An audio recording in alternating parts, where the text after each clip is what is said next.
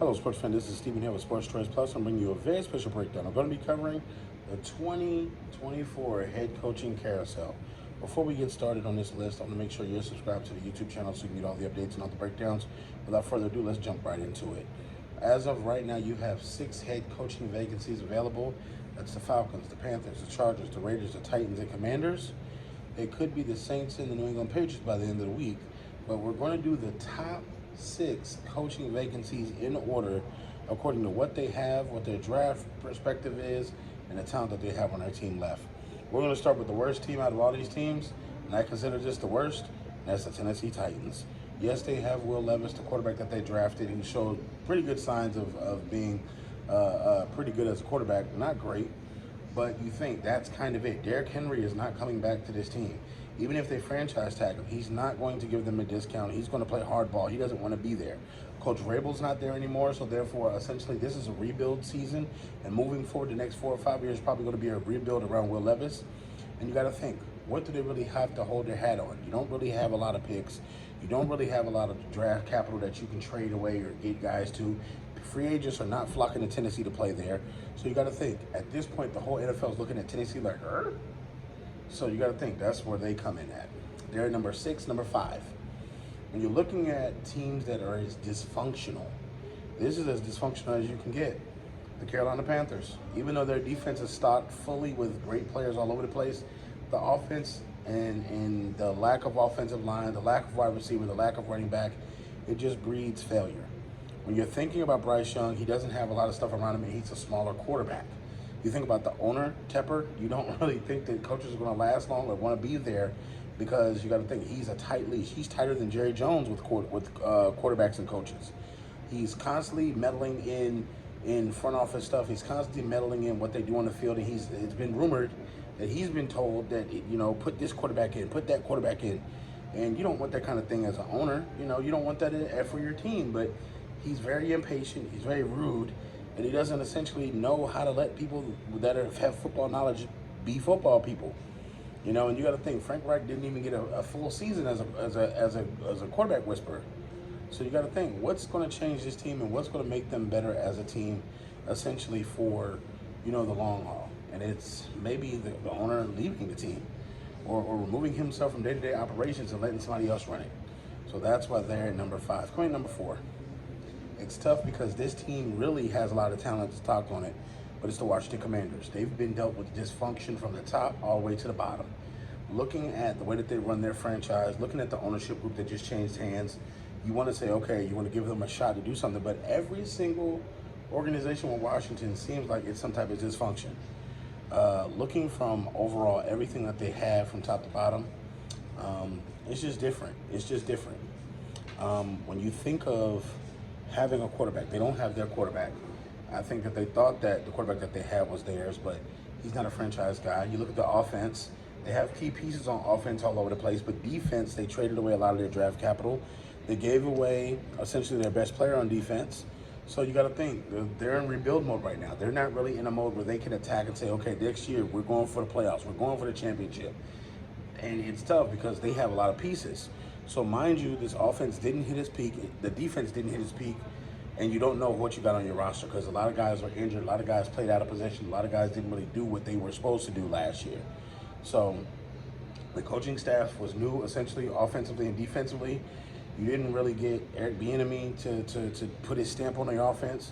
So you saw a lot of misfires, you saw a lot of miscues, you saw a lot of mistakes. So this team didn't grow last year. So therefore, they're stuck in where they're at. And again, free agents are not rushing to play for the Washington Commanders. I don't know too many people that are trying to say that they play for Washington Commanders. So that's why they're right there. And you think number 4 is right where they need to be. Coming in number 3. This team showed a lot of promise, even though they had a lot of mistakes. Even though they have their franchise quarterback, he's hurt often. He misses games. It's the Los Angeles Chargers. The Chargers defense is atrocious. They were in games, they got blown out of games, they didn't really stop a lot of people.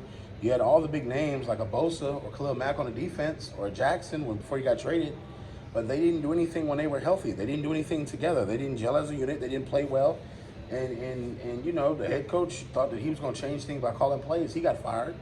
Same thing. The offensive calls were not really offense calls you're supposed to make. You're winning late in football games and you're throwing the football, letting the clock stop, and now all of a sudden the team comes down and scores. Now you're looking like, well, what did I do wrong? You know, the Chargers are not really in a place to where, you know, they're appealing to the masses, but if you get the right head coach in there, if you get a guy like Harbaugh in there, that could bode well for this. You know, he just won a championship at Michigan. So now, potentially, you're going to have the best suitor be one of these teams to look at Chargers and say, this is a guy that I can work with as a franchise quarterback.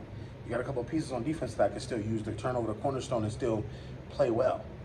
So I think the Chargers have it made well because you're playing in sunny Los Angeles. You have a beautiful stadium. You literally are a team that people want to play for. And the city's beautiful. Like, you got to think, it's football. It's football. Coming in number 2. This was tough because they showed poise down the stretch. When they came down, they beat the Chiefs. A lot of people saw they beat the Chiefs. They were still in active playoff mode a couple weeks before they were eliminated. And they were essentially giving every team their best shot. And that's the Las Vegas Raiders. With a beautiful stadium, a beautiful arena, a beautiful everything outside of there. The Raiders are a perfect team for Antonio Pierce to be made the full head coach for and let that man actually build his team.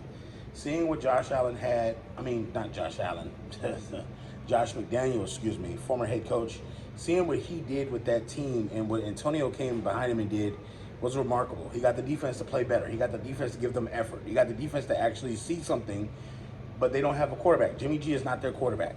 I know that they signed him, but he's not their quarterback for the future. He's a stopgap guy. Give him a couple years, couple money, and let him do what he does to keep this team afloat. But Devontae Adams is a baller. You got to think, with that offense that they have, if you bring back Josh Jacobs, you can put together a stellar offensive line with this team, and then boom, you got a team in Vegas that's really firing on all cylinders. That's what I'm looking at. And it's tough because they have some great fans. They have loyal fans. Again, the stadium is something. They have the mall around them. They have the ambiance around them. And then you got people that want to play for the silver and black because of the coach. And if it's Antonio Pierce, his team's going to go places next year. They're going to play with more purpose. They're going to play with more passion. They're going to be more accountable. I hope the Raiders get this right and hire Antonio Pierce after the great job he did. And coming in number 1, the most attractive job this free agency is none other than the Atlanta Falcons. When you think about having essentially a wide receiver, a tight end, a running back, you just need a quarterback. You're drafting well in a position because your team didn't make the playoffs.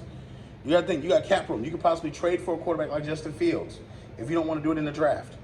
So you have a number of things that you can do if you're the Atlanta Falcons. You need an offensive coach that can get in here and use these pieces like Kyle Shanahan uses the 49ers.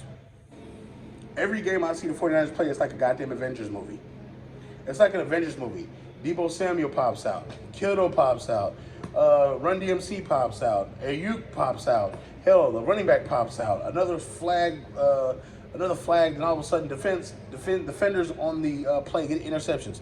It's something always happening with the 49ers, and that's what it reminds me of the Falcons. You got Jesse Bates back there. You're getting Grady Jarrett back. You're getting a lot of things back, and all of a sudden you have cap room, you have draft picks, and you have a clean slate because you don't have Arthur Smith to deal with anymore. And I think that that's going to help this Atlanta Falcons team move forward because you can give somebody the reins football-wise, get out the way, and let them actually be a coach. Let the general manager be a general manager and actually get stock picks. Get guys that you're going to use, trade picks, and move back in the draft and add to the talent pool that you already have currently. You have a lot of talent on this Falcons team. It's not the cupboard's bare. You got a young Bijan Robinson who, when you see him actually get the ball, he produces. I don't know what Arthur Smith was waiting for. What are you saving him for? He didn't use him all season. So these are my top 6 in order for the NFL coaching carousel. What do you guys think? Get in the comment section below. Definitely check out Sports Choice Plus on the breakdowns. We'll see you in the very next video.